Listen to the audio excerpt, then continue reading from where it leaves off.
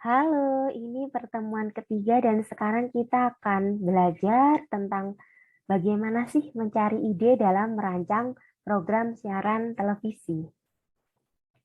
Jika kita bekerja sebagai seorang profesional produser atau asisten produksi atau researcher, maka terus menggali ide adalah suatu keharusan ya. Karena skenario terburuk adalah ketika misalnya penonton itu mulai meninggalkan tayangan yang kita produksi, misalnya karena bosan ya atau ada tontonan lain yang lebih menarik. Maka untuk menghindari hal tersebut, untuk menghindari penonton merasa bosan ya, maka kita sebagai seorang produser atau asisten produksi atau researcher itu terus menggali ide gimana caranya kita menghadirkan sesuatu yang baru sehingga tidak ada kesempatan bagi penonton untuk merasa bosan. Nah, untuk itu kita juga harus berpedoman pada apa sih? Pada tujuan program. Jadi program gitu ya berdasarkan kontennya paling tidak secara umum itu harus memiliki salah satu di antara tiga hal ini. Misalnya memberikan hiburan atau memberikan informasi atau memberikan pendidikan. Tapi kalau bisa ya satu tontonan itu bisa mencakup semuanya ya, yang menghibur, ya informatif, sekaligus juga mendidik. Kemudian, ada hal yang cukup berbeda antara stasiun televisi publik dengan stasiun televisi swasta.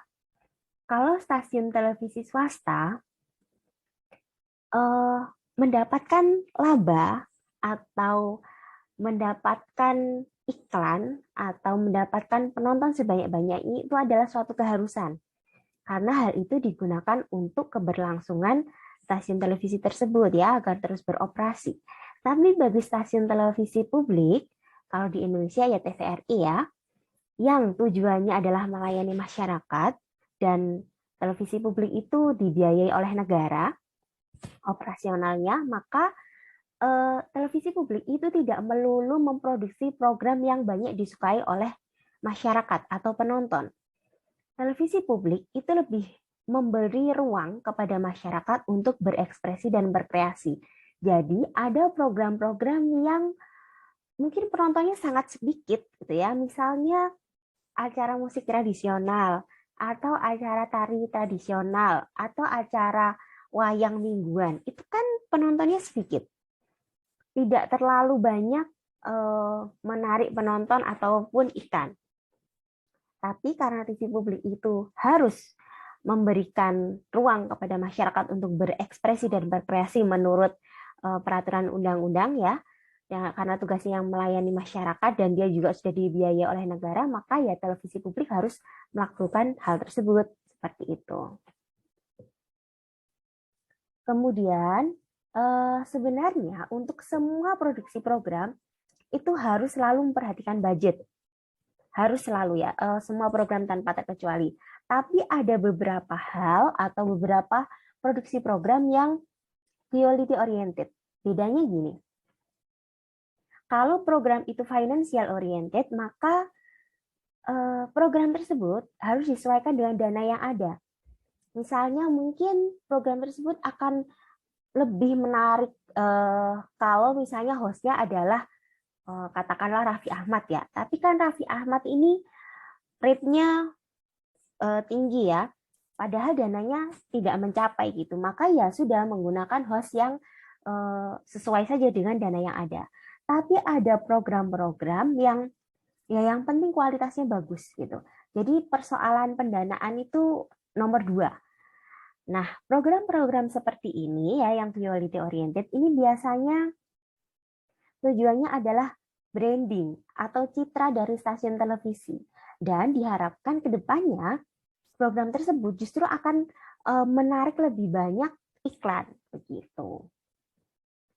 Lalu program itu ketika kita merencanakan satu program ya, tujuannya adalah bisa salah satu dari hal ini. Misalnya mendapatkan banyak penonton. Kenapa ya? Karena memang semakin banyak penonton, maka rating makin tinggi, maka iklan juga akan makin banyak kan ya. Kemudian ada juga program yang menargetkan penonton tertentu. Kalau yang sebelumnya itu pokoknya semakin banyak penonton semakin baik. Kalau yang ini menargetkan penonton tertentu. Misalnya acara seperti I Look yang ada di Net TV yang targetnya adalah penonton perempuan. Atau misalnya acara dahsyat ya yang ada di RCTI yang itu sasarannya adalah remaja usia 15 sampai 24 tahun seperti itu. Lalu ada juga program-program yang tujuannya adalah prestis dari stasiun televisi tersebut. Misalnya program dulu pernah ada ya saat terjadi Krismon di Indonesia juga termasuk terkena Krismon ya. Tahun 1999 itu ada acara yang namanya We Care Indonesia. Acara tersebut dimotori oleh Khairul Tanjung yang sekarang jadi pemiliknya Trans TV dan Trans 7. Itu dia membuat program siaran pengumpulan dana masyarakat yang namanya We Care Indonesia itu, yang tujuannya adalah mengajak seluruh orang Indonesia ya, yang kebetulan memiliki kemampuan dan kepedulian terhadap bangsanya untuk membantu saudara-saudara setanah air yang tengah dalam kesulitan. Jadi acara We Care Indonesia itu melibatkan 5 stasiun televisi, ada RCTI, Indosiar, Antv, TPI, sama SCTV ya, di mana seluruh program tersebut itu sebenarnya membutuhkan dana yang besar, nggak sedikit gitu. Tapi karena tujuannya untuk melayani masyarakat ya, jadi program tersebut juga akan otomatis menaikkan prestis dari stasiun televisi tersebut, maka ya program itu akhirnya diproduksi seperti itu. Kemudian kalau Anda mungkin pernah ingat dulu waktu Net TV masih belum kolaps ya, acara anniversary-nya itu kan besar sekali ya, dan itu adalah termasuk juga program yang tujuannya adalah prestis. Karena program tersebut mendatangkan banyak artis lokal maupun mancanegara yang tentu saja itu menghabiskan dana yang sangat besar, acaranya pun sedemikian megah ya, dan otomatis orang itu jadi memandang, oh Net TV ini keren banget gitu karena bisa mengundang tamu-tamu yang begini hebatnya dan menggelar acara yang sedemikian megahnya seperti itu. Nah, kemudian selanjutnya adalah program yang tujuannya adalah untuk mendapatkan penghargaan. Di Indonesia sendiri ada beberapa ajang penghargaan program televisi ya, misalnya Panasonic Award, kemudian Citra Pariwara, lalu ada dari KPI itu KPI Award ya. Kemudian dari tingkat Asia juga ada penghargaan Asian Television Awards, jadi singkatannya ATA gitu. Itu adalah acara tahunan yang dilaksanakan di Singapura untuk semua program-program yang berprestasi di wilayah Asia gitu. Dan kalau Anda mungkin masih ingat tahun 2011 Mata Najwa itu pernah dapat penghargaan ya di ATA tahun 2011 itu sebagai Best Current Affairs Presenter.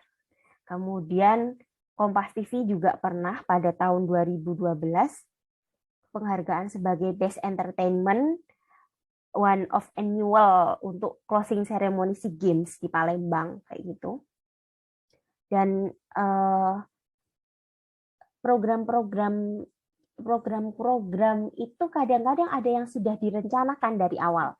Jadi kan sudah tahu ya ada beberapa penghargaan tersebut, sehingga dalam perencanaan sampai produksi program itu sampai post produksinya itu tujuannya adalah untuk mendapatkan penghargaan ini. Jadi program itu benar-benar ditata sebaik mungkin untuk bisa mendapatkan penghargaan gitu. Tapi ada juga sih program yang sebenarnya tidak disengaja untuk mendapatkan penghargaan, ya biasa murni sebagai program yang terus diinovasi, yang terus dikembangkan oleh produser di stasiun televisi, dan tapi ternyata program tersebut mendapatkan penghargaan. Itu ada program dunia lain kalau nggak salah ya, itu pernah, karena dianggap sebagai sesuatu yang baru seperti itu. Kemudian ada juga program yang berdasarkan kepentingan publik. Tapi sebenarnya ya semua program itu bisa dikatakan berdasarkan kepentingan publik ya, karena kan tidak akan bisa stasiun televisi itu beroperasi kalau tidak ada publiknya. Kalau tidak ada penontonnya, maka stasiun televisi itu tidak akan bisa terus beroperasi seperti itu. Selanjutnya adalah kekuatan program. Jadi dalam memproduksi tayangan televisi atau suatu program televisi, kita harus memperhatikan apa sih yang ingin ditonjolkan dari program yang akan kita produksi itu. Apakah dari formatnya, apakah dari bintang-bintang yang ada di acara tersebut, atau mungkin kekuatan keduanya gitu, atau mungkin kekuatan informasinya yang kemudian menjadi daya tarik tersendiri dari satu program itu dibanding dengan program yang lainnya.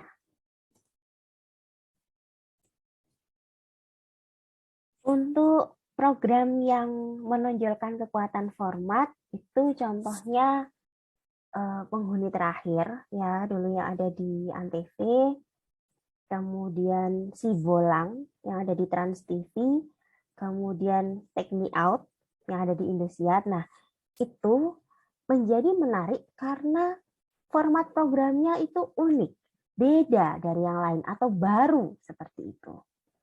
Nah, untuk bisa memproduksi program dengan kekuatan format yang luar biasa ini tentu saja nggak mudah ya. Jadi produser, asisten produksi, researcher itu benar-benar harus mencari, mengumpulkan, menyeleksi dari berbagai data yang ada.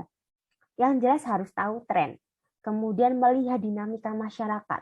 Lalu Anda bisa berpikir begini, misalnya Anda lihat apa yang saat ini disukai masyarakat, atau justru Anda melihat sesuatu yang belum pernah ada sehingga Anda berpikir, wah ini kalau ada pasti akan menarik banyak minat. Itu juga bisa seperti itu. Ya, yang penting adalah bagaimana formatnya ini ya menarik penonton. Misalnya karena gimmick ya, atau karena lokasi syutingnya yang unik, atau misalnya desain stage-nya yang unik, dan lain sebagainya. Kemudian yang kedua adalah kekuatan bintang. Contoh program yang menonjolkan kekuatan bintang adalah Hitam Putih. Hitam Putih yang hostnya adalah Deddy Corbuzier ya. Deddy Corbuzier ini kan terkenalnya sebagai mentalis atau pesulap ya. Tapi kemudian dia menjadi host di acara Hitam Putih, dan ternyata hal ini memantik rasa penasaran penonton sekaligus juga menghibur. Ditambah lagi Deddy Corbuzier ini bisa membawakan acara dengan sangat menarik. Nah, jadi untuk program-program seperti itu yang ditonjolkan adalah kekuatan bintangnya. Gitu. Kemudian ada program yang kekuatannya ada pada format dan juga ada pada bintang yang ada dalam acara itu sendiri. Misalnya ya program-program anniversary ya, itu kan begitu luar biasa, begitu megah, kemudian dari formatnya juga ya, tadi seperti yang saya sebutkan bisa jadi stage-nya yang sedemikian unik atau megah gitu, atau mungkin performance bintang yang ada di sana itu ternyata dari luar negeri, dari lokal, ya ada semua di situ. Nah itu berarti program-program yang kekuatannya pada format sekaligus bintang seperti itu. Kemudian ada juga program yang kekuatannya adalah pada informasi. Nah, kalau yang seperti ini Anda bisa lihat pada Metro TV dan TV One ya. Bagaimana kedua stasiun televisi itu berpacu untuk bisa sesegera mungkin memberitakan satu informasi terbaru itu. Kemudian gimana supaya berita itu bukan sekadar fakta, tapi juga bentuk-bentuk pengetahuan yang nggak lepas dari penggabungan informasi, kemudian ya mitos juga dan moralitas gitu ya, yang kadang-kadang bahkan kalau misalnya di tengah program yang sedang ditayangkan, rasanya tidak mungkin untuk langsung dipotong dengan informasi terbaru. Tapi karena informasi ini juga menjadi salah satu kekuatan program ya, maka bisa diselipkan di running text. Kadang-kadang bisa loh, tayangan yang sedang ditayangkan itu mungkin tidak terlalu menarik ya, tapi orang tetap menonton karena sebenarnya sedang membaca running text-nya kayak gitu. Nah ini juga bukan hal yang mudah ya untuk bisa mengemas informasi yang menarik dan disampaikan melalui running text itu bukan hal yang mudah meskipun kesannya sepele. Kemudian strategi format ini penting ya.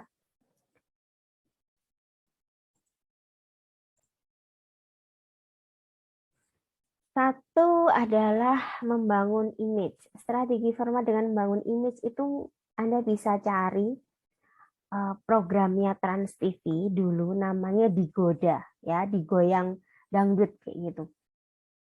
Dulu waktu Trans TV ini awal-awal mengudara itu mereka harus nombok sekitar 30 miliar per bulan. Kemudian September 2004 mereka bikin strategi program yang semulanya itu banyak membeli film, kemudian diubah menjadi lebih banyak in-house program atau program yang diproduksi oleh stasiun televisi sendiri. Nah, acara Digoda ini adalah salah satu produksi stasiun televisi sendiri, yaitu Trans TV ya, yang terbukti sukses. Ya, program ini adalah program musik variety show yang dikemas dengan strategi format untuk memperbaiki image dari Trans TV. Programnya itu tidak di dalam studio gitu nggak, tapi mereka pindah-pindah ke kota-kota besar yang ada di Indonesia dan penontonnya itu boleh dari orang umum gitu. Dan acara tersebut disiarkan secara langsung. Kalau Anda cari di YouTube deh misalnya, ada kok contohnya itu banyak, gimana modelnya seperti konser gitu. Jadi panggungnya juga besar, kemudian penontonnya itu sangat banyak gitu ya. Nah, pada waktu itu Khairul Tanjung, si pemiliknya Trans TV ini, dia ikut terjun langsung juga ke daerah-daerah, mengikuti respons dan animo masyarakat terhadap acara Digoda itu. Jadi waktu itu memang membutuhkan banyak usaha, banyak tenaga ya, waktu, pikiran gitu. Tapi ternyata program Digoda ini sukses membuat penonton itu merespon dan memandang Trans TV sebagai stasiun televisi yang kreatif dengan program-program yang selalu disukai penonton. Itu contohnya. Kemudian bisa juga membangun image ini dengan tagline-tagline ya. Misalnya kalau TV One itu dengan tagline terdepan mengabarkan gitu. Kemudian yang kedua merebut penonton. Ini kadang ada program siaran yang direncanakan untuk mendominasi penonton pada waktu tayang tertentu, misalnya acara-acara anniversary ya. Acara anniversary itu kan ya sekali setahun dan biasanya memang dibuat istimewa gitu. Nah, pasti dia akan merebut lebih banyak perhatian penonton. Biasanya bahkan mereka melakukan promosi melalui countdown, Hamin berapa, atau bahkan berapa jam lagi, berapa menit lagi, seperti itu. Lalu televisi saingannya, ini mereka harus putar otak dong ya, produser televisi saingan, gimana caranya supaya bisa merebut penontonnya nih dari yang tadinya didominasi oleh acara anniversary stasiun televisi saingan kayak gitu. Nah itu biasanya mereka yang saingannya acara televisi yang menayangkan anniversary ini, mereka akan membuat program-program yang unik.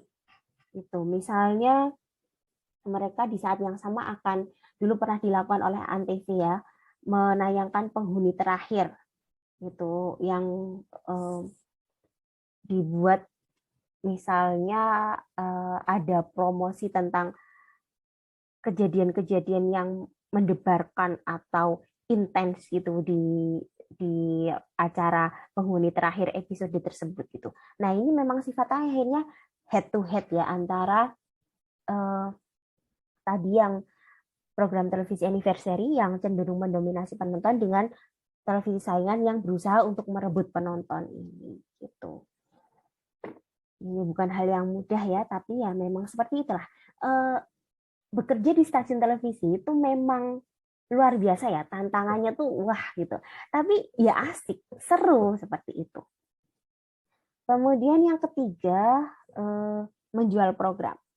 Stasiun televisi swasta itu kan mengandalkan pendapatannya hanya dari iklan ya, karena kan dia tidak dapat sokongan dari negara sebagaimana televisi publik. Sehingga stasiun televisi itu harus bisa, kalau menurutnya Khairul Tanjung ya, Khairul Tanjung ini kan dia sebagai seorang pengusaha stasiun televisi, itu dia sebagai seorang ownernya stasiun televisi kan terbilang sukses ya. Itu dia pernah ngomong kalau ada 3 peran yang harus dilakukan oleh media, terutama media televisi, yaitu memberikan informasi, melakukan edukasi, dan menyuguhkan hiburan. Nah, agar ketiga peran tersebut bisa dilakukan, perusahaan harus mempunyai sarana, yaitu profit, keuntungan. Jadi mendapatkan keuntungan itu bukan tujuan, tapi sebagai sarana agar perusahaan itu bisa menjalankan cita-citanya. Gimana caranya agar program itu bisa terus menarik penonton dan akhirnya mendapatkan banyak iklan. Misalnya dengan mengubah format acara atau artistiknya, panggungnya gitu ya, dipercantik misalnya, atau mungkin ada reposisi hostnya, atau mungkin juga dilakukan penataan program yang lebih besar lagi gitu dan lain sebagainya. Jadi banyak hal yang bisa dilakukan seperti itu. Kemudian merayu penonton. Nah ini juga satu hal yang menarik ya dari ceritanya Indosiar. Indosiar itu dulu tahun 1990-an itu kurang diminati karena tayangannya tuh bersemut itu loh, yang gangguan seperti gangguan sinyal itu yang ada banyak semutnya sehingga orang jadi kurang tertarik untuk menonton Indosiar. Lalu yang dilakukan oleh PR-nya itu mereka melakukan peliputan testimoni tentang program yang ditayangkan oleh Indosiar. Kemudian yang ditanyai adalah masyarakat gitu. Yang mana ketika mereka diliput ya untuk testimoninya, mereka juga akan mendapatkan goodie bag, isinya biasanya t-shirt, payung kayak gitu. Kemudian diberitahu juga tuh kapan akan ditayangkan, dan Indosiar ini PR-nya juga ngomong ke RT RW katakanlah ya kapan waktunya, sehingga ketika akan ditayangkan itu RT RW-nya akan mengumumkan dan warganya akan menonton Indosiar untuk melihat testimoni mereka. Jadi meskipun gambarnya itu masih bersemut, tapi ratingnya jadi naik gitu. Nah ini termasuk adalah strategi format untuk merayu penonton. Selanjutnya kita masuk pada bahwa ide itu penting. Setelah ini kita akan masuk pada bagaimana berpikir kreatif dan juga melakukan treatment gitu dalam perencanaan program. Ide itu penting ya. Seperti saya katakan di awal bahwa sebagai seorang produser, seorang asisten produksi, seorang researcher di sebuah stasiun televisi, itu kita harus terus-terus menggali ide.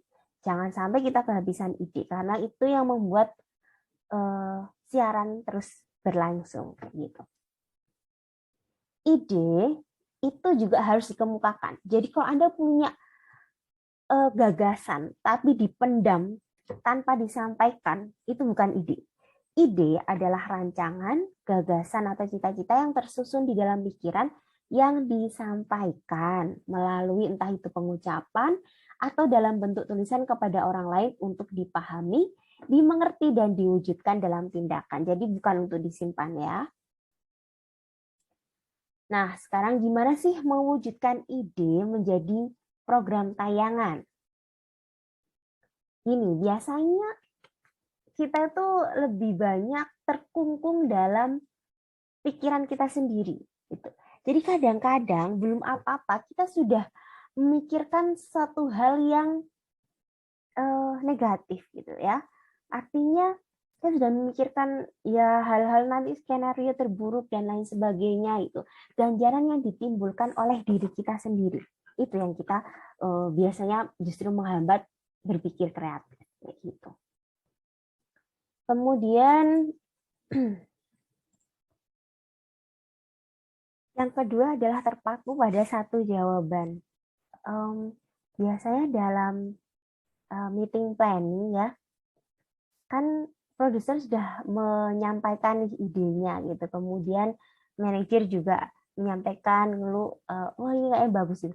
Kadang-kadang kru lain itu jadi membebek, jadi kayak tidak memikirkan, oh ya ada nggak sih jawaban lain untuk membuat programnya jadi lebih menarik. Kadang-kadang seperti itu. Jadi terpaku pada satu jawaban itu juga kadang-kadang menjadi hambatan berpikir kreatif ya. Lalu yang ketiga adalah kesesuaian. Kesesuaian ini biasanya pandangan yang mana kita itu lebih dipengaruhi oleh hal-hal yang sudah biasanya kita temui. Misalnya acara kuliner ya, memasak itu biasanya di dapur. Sehingga kadang-kadang acara masak itu ya seolah-olah hanya bisa dilakukan di dapur gitu. Padahal kan tidak demikian ya. Ada acara kuliner Fish and Chef di Trans 7 itu kan dia melakukan acara masaknya di alam terbuka. Dan itu menjadi menarik. Dan itu menjadi di luar dari kesesuaian yang ada. Makanya kesesuaian ini kadang-kadang menjadi hambatan dalam berpikir kreatif.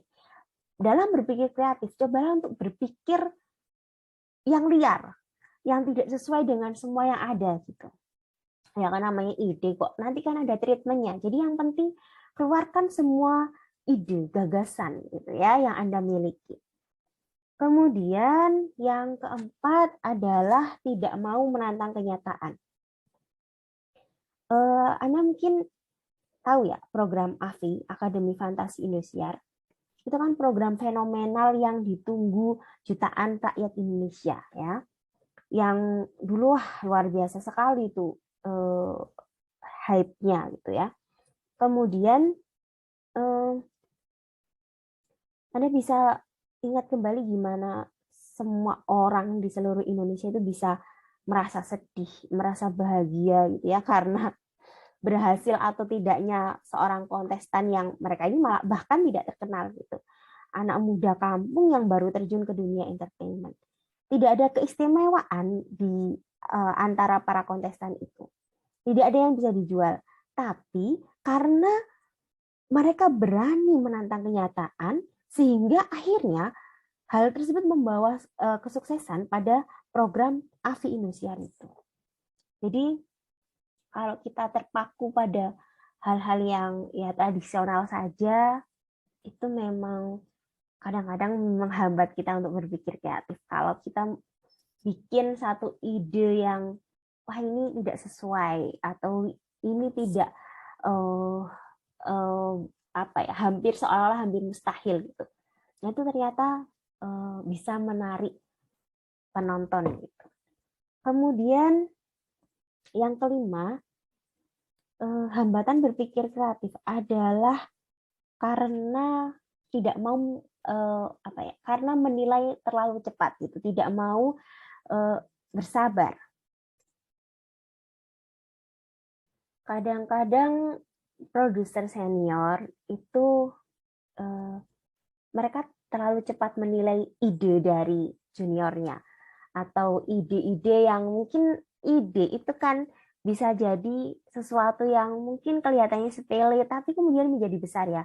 Nah, kalau kita menjadi produser yang tugasnya salah satunya adalah menentukan program ini akan lanjut sampai ditayangkan atau enggak ya. Lalu ada ide kita buru-buru mengatakan oh ini kayaknya enggak deh gitu. Itu justru sebenarnya menghambat kita untuk berpikir kreatif, menghambat kita untuk membuat satu program yang menarik, yang fenomenal gitu.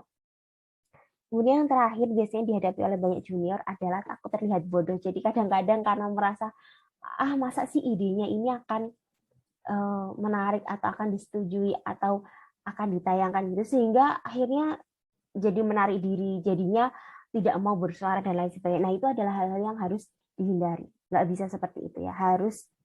Kita itu harus berani untuk mengutarakan pendapat kita ya. Kemudian ini ada rumus sederhana dalam membuat atau merencanakan satu program, yaitu SCAMPER ya. Substitusi, kombinasi, adaptasi, modifikasi, penggunaan, eliminasi, dan reverse.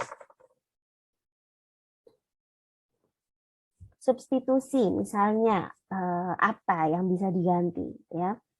Pada konsep ini biasanya diterapkan pada program kesenian tradisional.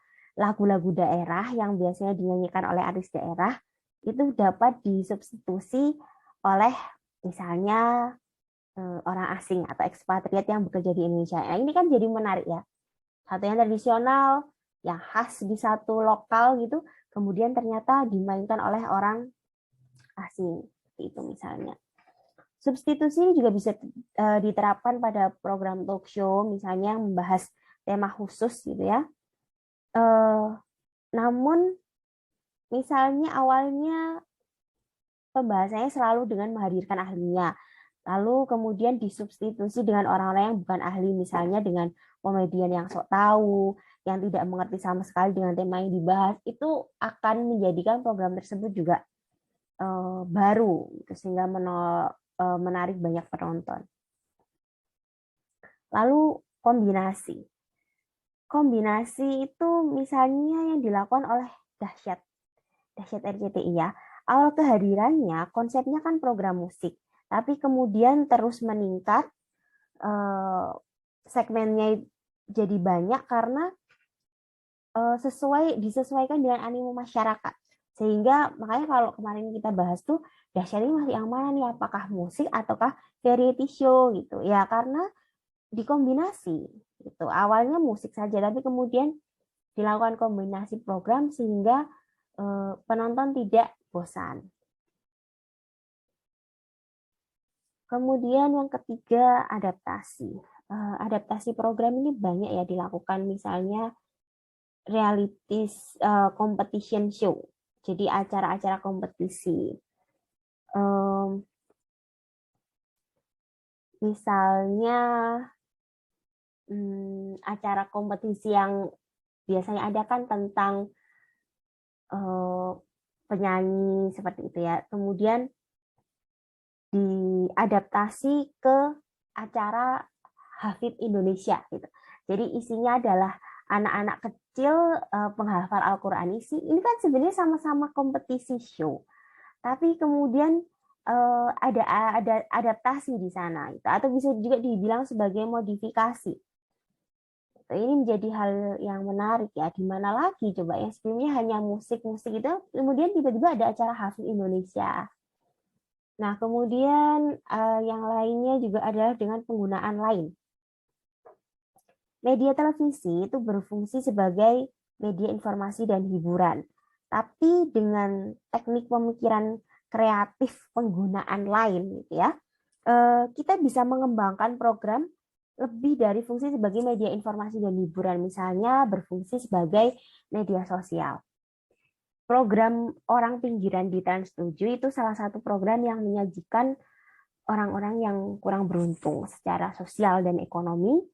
Dan kalau melihat program tersebut, itu bisa membuat penonton meneteskan air mata, menyaksikan perjuangan dan penderitaan hidup orang-orang yang ada di sana. Gitu.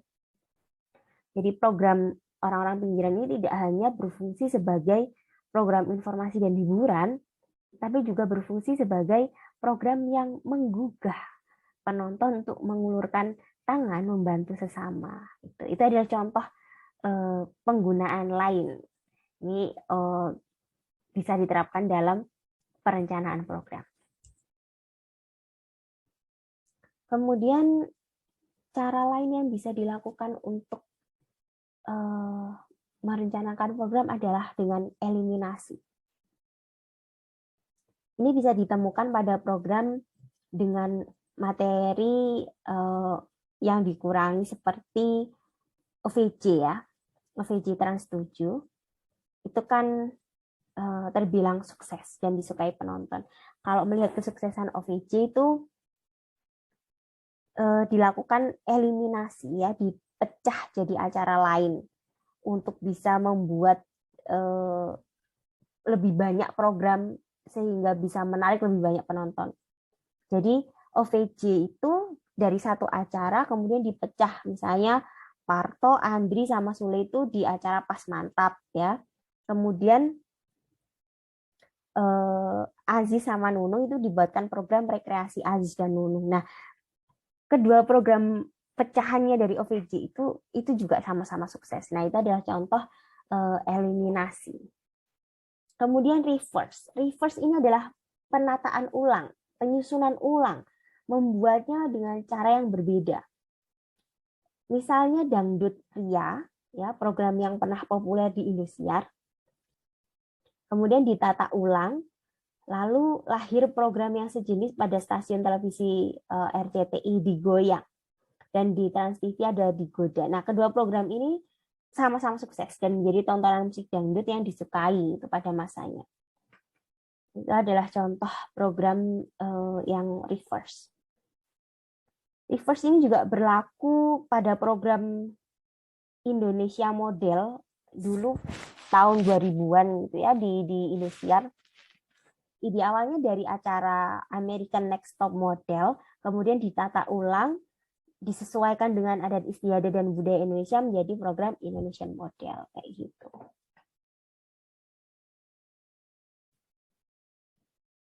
Lalu cara lain yang bisa dilakukan dalam mencari ide sampai menayangkan program adalah brainstorming ya. Jadi dalam brainstorming ini kita mengumpulkan ide, dikumpulkan ide sebanyak-banyaknya gitu. Dari sekelompok orang biasanya 15 orang kayak gitu dan dilakukan dalam waktu singkat. Pokoknya dalam waktu singkat ya harus menyampaikan ide sebanyak-banyaknya. Jadi nggak dipikir dulu nantinya mungkin atau tidak, pokoknya semuanya harus menyampaikan ide seperti itu. Nah, kemudian dalam brainstorming ini penilaian ditunda. Tadi ya saya bilang semua harus menyampaikan ide. Kemudian berpikir selepas dan sebebas mungkin. Idenya pokoknya sebanyak mungkin. Dan satu sama lain tuh harus saling menunjang. Jadi memang kerja di stasiun televisi itu bukan kerja pribadi ya, bukan kerja individu, tapi kerja tim gitu. Semuanya harus saling menunjang maksud saya. Itu kalau sudah ya ditemukan ide-ide, baru kemudian nanti ditentukan, oh ini yang akan diproduksi. Setelah itu dari misalnya katakanlah dapat 20 ide, lalu dikerucutkan jadi 5 ide misalnya seperti itu. Kemudian nanti sampai ada satu ide yang merupakan gabungan dari yang lain. Pokoknya ide yang sudah paling mantap akan diproduksi ini kemudian harus dilakukan treatment. Treatment dari format program itu sendiri dan juga treatment budget ya. Treatment ini biasanya 1 halaman aja.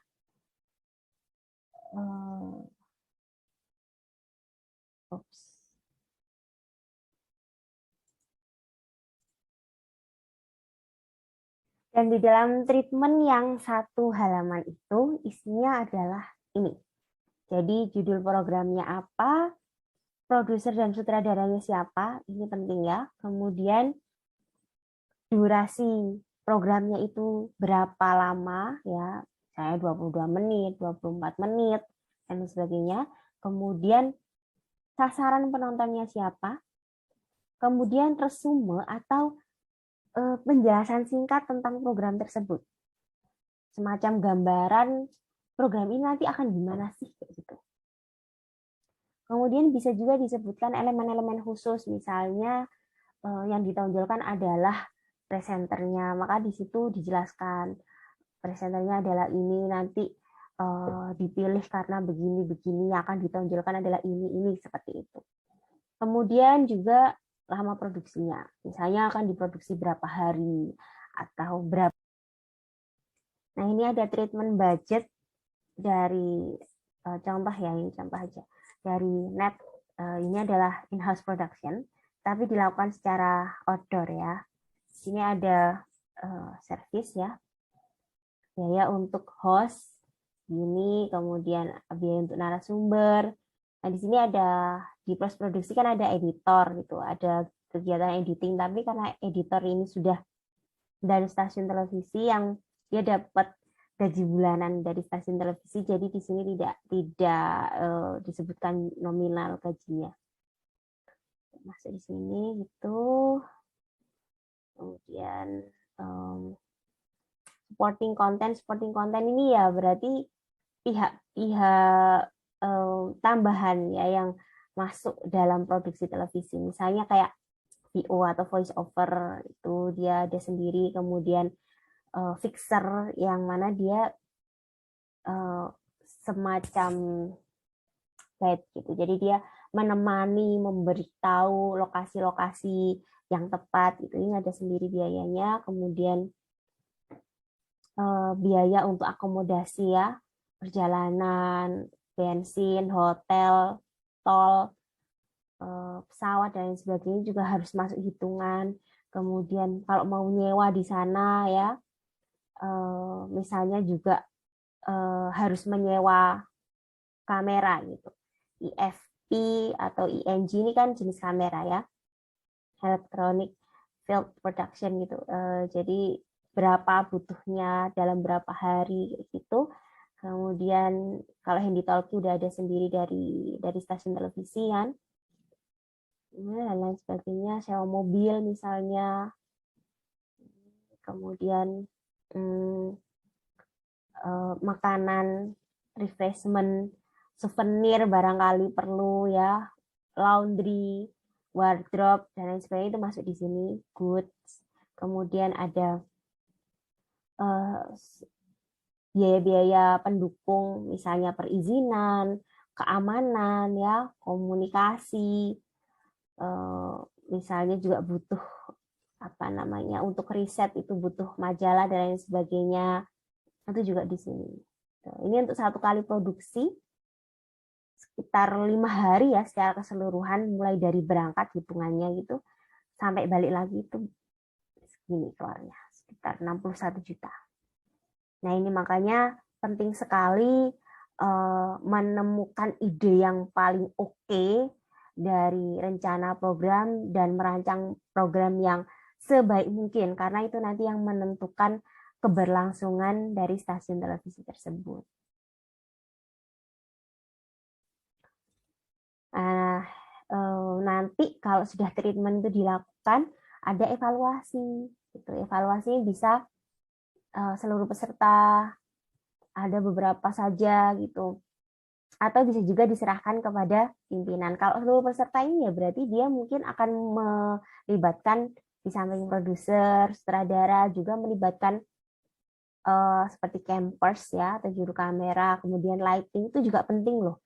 Jadi mau memunculkan produser pinginnya yang kayak gimana gitu, stage-nya nanti lighting nih kira-kira gimana, bisa nggak gitu direalisasikan gitu. Tapi kadang-kadang juga evaluasi itu hanya ya beberapa peserta saja karena dianggap bisa lah gitu, nanti lighting audio itu pasti bisa karena ini nanti di indoor gitu. Jadi ya hanya produser sama sutradara gitu. Atau mungkin langsung diserahkan kepada pimpinan. Tapi pimpinan ini juga nggak langsung dia menerima treatment gitu aja ya, tapi seperti yang minggu lalu kita bahas melalui hierarki gitu, dari produser junior ke produser senior ke eksekutif produser gitu dan seterusnya. Nah, itu kemudian sekarang tugas ya, Anda buat treatment your idea. Jadi Anda buat ide rancangan program dan Anda jelaskan dalam treatment. Treatment itu tadi ya, satu halaman, isinya eh, isinya tadi ada judul, sebentar, bukan isi. Ini isinya di treatment ada judul program, produser dan sutradaranya siapa, durasinya berapa, penontonnya itu siapa, spesifik ya. Lalu resume program, elemen hostnya ada enggak, kalau ada dimasukkan juga sama lama produksinya. Dan juga tadi ya treatment budgetnya juga Anda buat. Itu adalah ya treatment, artinya ini yang paling dasar sebelum nanti Anda masuk ke proposal program. Gitu.